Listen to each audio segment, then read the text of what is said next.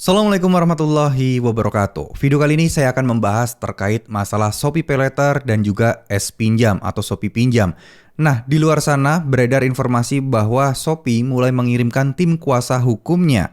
Untuk apa? Untuk mendatangi nasabah yang gagal bayar yang mana akan membawanya ke jalur hukum ketika mereka tidak mampu atau tidak bisa membayar sesuai dengan tenggat waktu yang disepakati.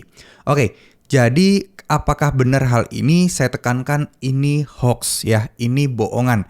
Ini disebarkan oleh oknum-oknum yang tidak bertanggung jawab, yang mana ingin mencari keuntungan buat diri mereka sendiri, buat untuk menakut-nakuti kalian, buat untuk mencari perhatian kalian, agar kalian mungkin ya ketakutan akhirnya mencari dana talangan, agar kalian membaca artikelnya, agar kalian menonton videonya, karena itu adalah pundi-pundi uang atau keuntungan bagi pihak-pihak tersebut.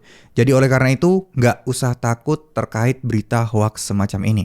Karena jujur aja, makin kesini makin banyak banget info-info hoax yang bermunculan mengenai seremnya Galpay Pinjol, mengenai seremnya DC Pinjol dan lain sebagainya, padahal sebenarnya tidak menakutkan seperti yang dibicarakan itu.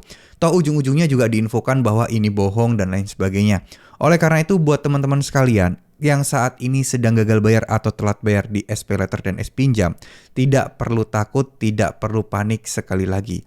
Insya Allah semuanya akan nyaman, insya Allah semuanya akan enak, insya Allah semuanya akan baik-baik saja. Ya, jadi gini teman-teman, buat kalian semua yang mungkin sekarang mendapatkan SMS, mendapatkan WA, mendapatkan telepon dari SPayLater dan S-Pinjam yang katanya DC Lapangan bakal datang ke rumah, yang katanya tim kuasa hukum sudah menyiapkan surat penuntutan secara hukum ke pengadilan ke kalian. Nah, itu tidak perlu khawatir, tidak perlu takut. Seandainya benar, ini kita bicara kemungkinan terburuk. Seandainya benar, apa yang terjadi jika kita sampai dibawa ke jalur hukum, digugat secara perdata ke pengadilan negeri, apa sih yang akan terjadi? Sebenarnya bukan sesuatu yang harus kalian takuti. Sebenarnya bukan sesuatu yang harus kalian khawatirkan. Karena apa? Karena di sini kan sifatnya kita bukan menipu. Kita mengajukan pinjaman, cuman memang kondisinya tidak memungkinkan untuk dibayar. Dan seandainya sidang pun, teman-teman tinggal jelaskan apa yang terjadi. Paling teman-teman tinggal ditanya, biasanya nanti bagaimana nih kelanjutannya? Apakah sanggup bayarnya berapa kali? Nah, itu kalian bisa ungkapkan semuanya. Kalian bisa katakanlah semuanya. Itu intinya adalah gimana caranya agar kita bisa enak untuk mengatasinya, agar kita bisa tenang mengatasinya. Itu poin utamanya sebenarnya di situ, teman-teman. Karena apa? Karena gini loh. Semenjak banyaknya info-info hoax yang beredar, ya kita ini masyarakat ini ketakutan gitu loh. Ketakutan melihat headline berita. Wah, tim kuasa hukum ke rumah debitur, ya. Tim kuasa hukum bawa surat tuntutan sidang dan lain sebagainya. Ya, semua itu menggiring opini kita untuk ketakutan. Nah, sedangkan kalaupun di sidang beneran, ya pasti akan prosesnya panjang dan itu butuh makan waktu yang cukup lama. Nah, apakah akan ada penyitaan? Jawabannya belum tentu. Karena kalau penyitaan pun akan ada waktu di mana untuk analisa harta yang kalian punya apa, nilainya berapa, nanti apakah itu bisa dijadikan sebagai pembayaran, itu kan prosesnya panjang.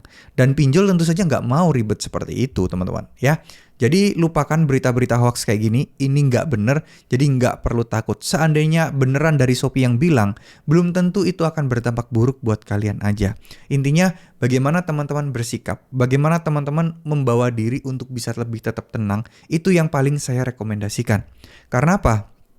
Kalau kalian terlalu ngoyo, terlalu memaksakan diri untuk harus membayar karena ketakutan A, B, C, dan D, ujung-ujungnya teman-teman gali lubang dan tutup lubang. Ada kalanya kalian akan di situasi yang sama seperti saat ini, tapi akan lebih parah dan lebih puyeng lagi kalau sampai gali lubang dan tutup lubang. Ya, sekali lagi hindari gali lubang dan tutup lubang.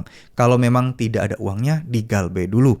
Gak usah dibayar dulu. Itu akan jauh lebih baik dibandingkan kalian memaksakan diri harus membayar tapi tidak ada uangnya dengan melakukan tindakan-tindakan yang tidak pantas lainnya.